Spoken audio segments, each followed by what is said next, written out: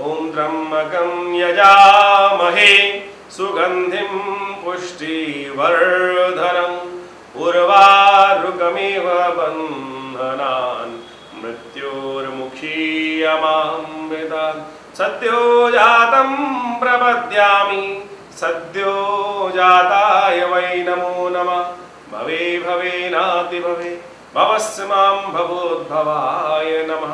नमस्कार, स्वागत है आपका आचार्य वाणी में। मैं आचार्य डॉक्टर विक्रमादित्य आपके साथ हूँ और आज हम बात करने जा रहे हैं तुला राशि वालों की।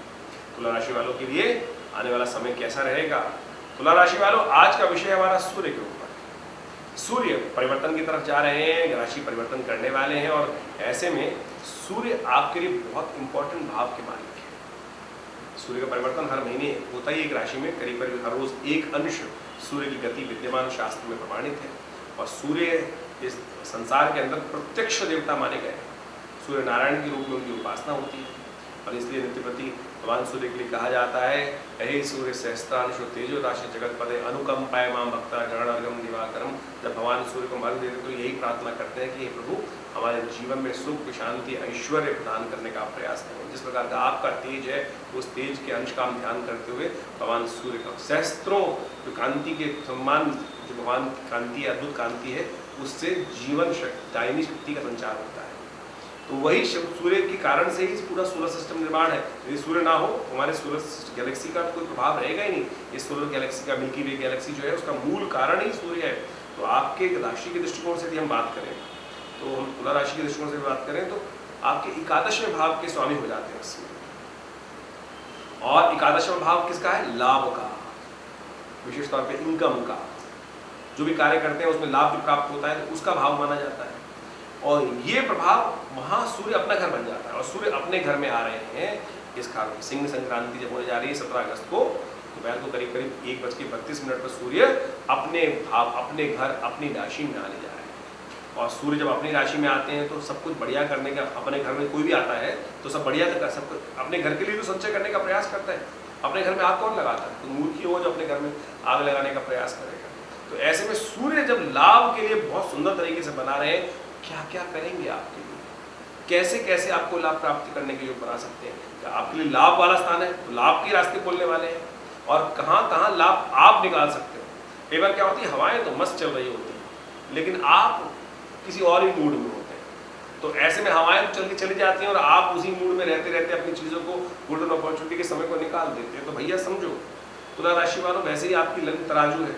न्याय न्याय न्याय न्याय की दुहाई आप सब जगह देते रहते हैं। संसार में न्याय, तुला विशेष तौर पे क्या होता है कि हर चीज़ को जस्टिस के सामने, तुला राशि वाले, तुला लगने वाले व्यक्ति जो होते हैं हर चीज़ को न्याय की तरह, गांधी की तरह होते हैं।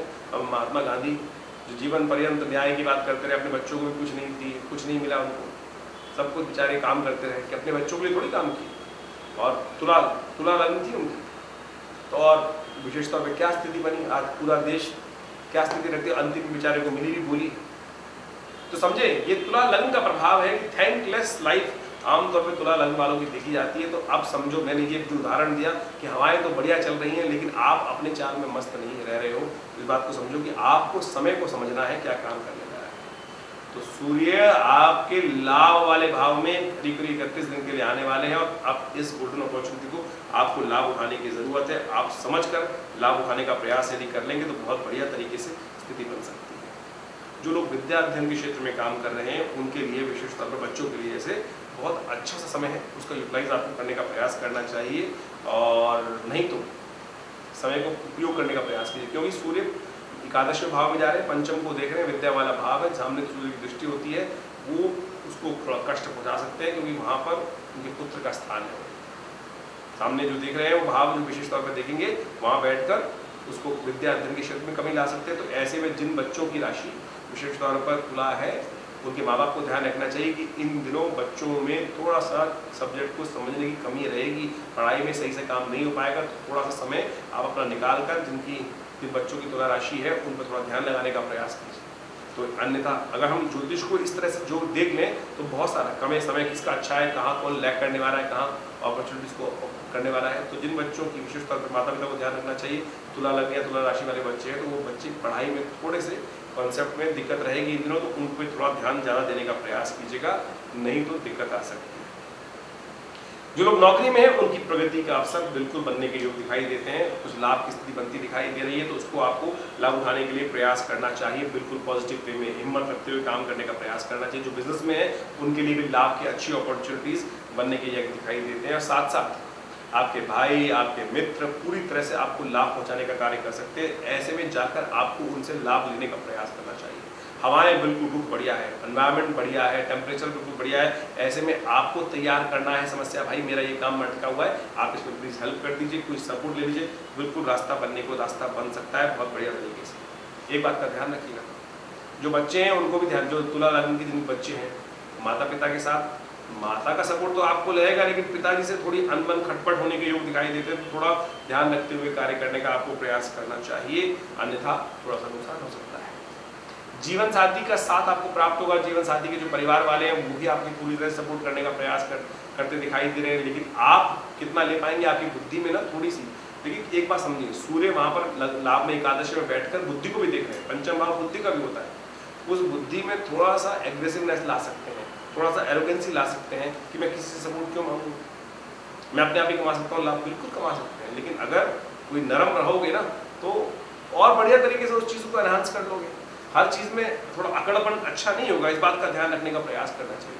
आपका स्वभाव उपकारी रहेगा, मिलनसार अच्छा रहेगा और बहुत बढ़िया तरीके से आप लाभ ले सकते हैं। लेकिन बच्चों का थोड़ा ध्यान रखते हुए कार्य करने के लिए आपको बहुत ज़रूरी योग बनते दिखाई दे रहे हैं एक काम का। ऐसे में एक बात और ध्यान रखिएगा, कोई भी गलत काम की तरफ मत जाइएगा। जितना गलत काम, बेकार काम, झूठ की तरफ जाएंगे, गलत कामों की तरफ जाएंगे, उतनी आपकी किस्मत सो जाएगी।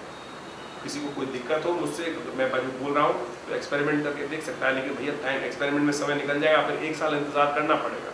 तो ऐसे में गलत तरफ मत जाइए, झूठ, फरेब, बदचलनी, गलत काम, इनसे बचने का काम कीजिएगा। तो ये आपके लिए बहुत जरूरी। एक उपाय और बता रहे हैं, सूर्य की उपासना तो कर ही सकते हैं। भगवान सूर्य के लिए तुमने आरंभ में बता दिया कि उनको अर्घ्य देना तो सबसे पहले जरूरी है, लेकिन परिवार की सलामती के लिए, अच्छे के लिए आप एक काम करें।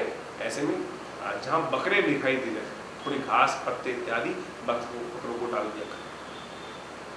किसी गौशाला में या जहाँ बकरे बंधे हुए हों वहाँ उनको लिए खासतौर पर कुछ देना, खाना का सामान देना, वो बहुत बढ़िया रहेगा, गुणकारी रहेगा और आपके लिए बहुत उन्नति के योग बनाने वाला रहेगा। तो ऐसे में जो अब ये बात समझ लीजिएगा कि बहुत सारे लोग भ्रांति पाल लेते हैं कि ये कहीं कुछ और ले आते हैं। ये विशेष तौर पर हम समझ लें, जो उपाय है वो है विशेष तौर पर। यहाँ वृषभ विशेष तौर पर आप समझें, जो आपको बता रहे हैं, जो मेष वालों के लिए, मेष राशि का संबंध है वो बकरे से संबंध है, तो वो आपको भेड़ से संबंध है। तो आपके लिए इस वक्त ग्रह योग दिखाई दे रहा है कि जो तुला राशि वालों के लिए है वो ऐसा दिखाई दे रहा है कि बकरों की जितनी सपोर्ट कर सकते हैं वो करने का प्रयास कीजिए। थोड़ा सा घास इत्यादि, पत्ते इत्यादि, पीपल के पत्ते इत्यादि, बड़ के पत्ते इत्यादि वो बकरों को डाल दीजिए। वो आपके लिए बहुत उन्नति के योग बनाएंगे। आपकी संतान के जीवन में कोई कष्ट आ रहा हो ना, उसको भी उधार लेंगे। इस बात का ध्यान रखते हुए कार्य करना आपके लिए बड़ा अच्छा है। और बाकी अन्न का दान करना, सब्जी दान करना, नमक का दान करना, ये सारे ढेर सारे उपाय हैं, इनको यथाउचित भाव से करने का प्रयास कीजिए।